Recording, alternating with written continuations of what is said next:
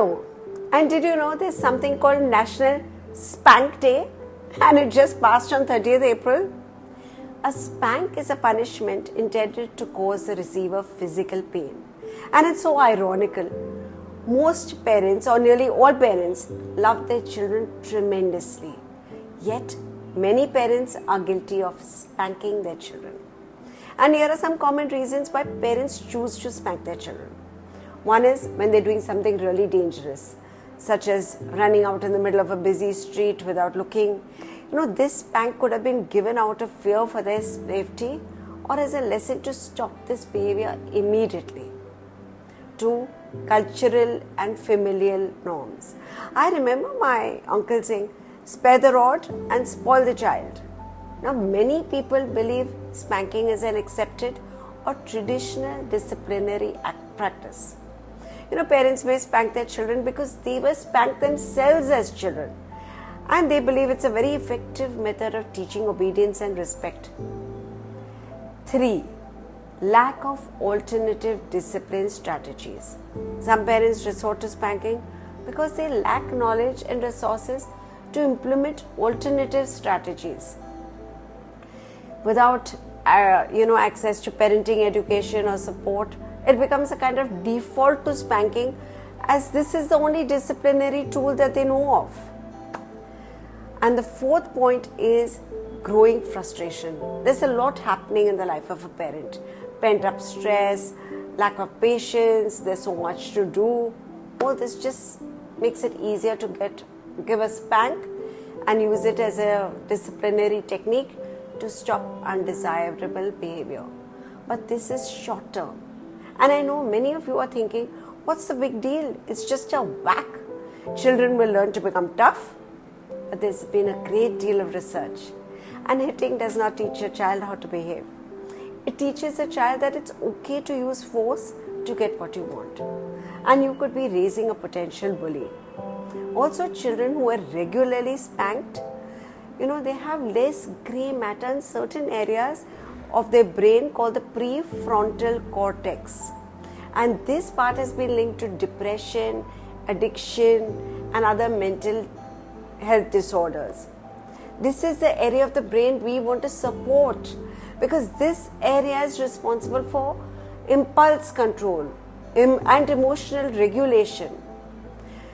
Now, if you spank your child, you're not a bad person because this may have been the only form of discipline ever modeled to you, or you didn't know any better. But please don't do it. Here are some alternatives to spanking. One is you could use positive reinforcement.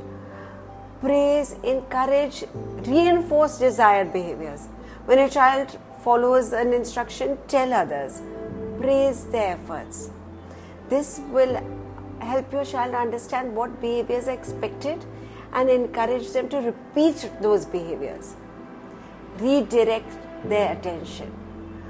When your child is engaging in an undesirable behavior such as throwing toys or climbing on furniture, just gently redirect their attention to something more appropriate activity or a toy, or give them some distractions. Don't resort to punishment. Set clear expectations. Be consistent with your rules and expectations. So use positive language of what you want your child to do rather than focusing on what you don't want them to do. For example, instead of saying don't jump on the couch, say let's sit on the floor. Time in. We always do time out. Let's look at time in. You can sit with your child in a calm and supportive manner and help your child regulate his or her emotions. Use this time to talk about what happened. Validate your child's feelings. It's okay.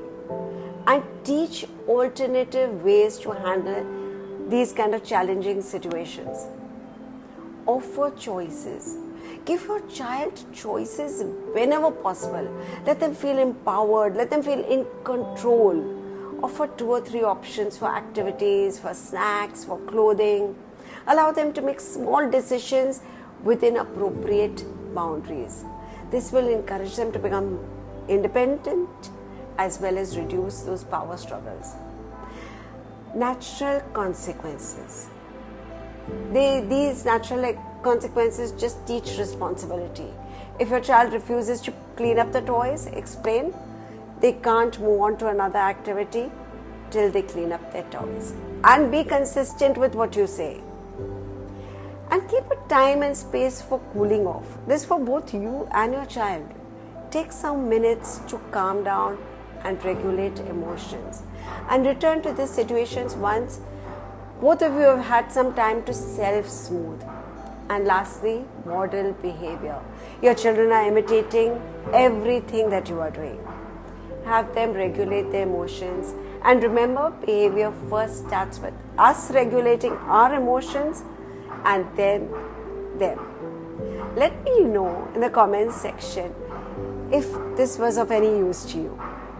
And for anything parenting, please reach out to me at AskAmrita@taabur.com.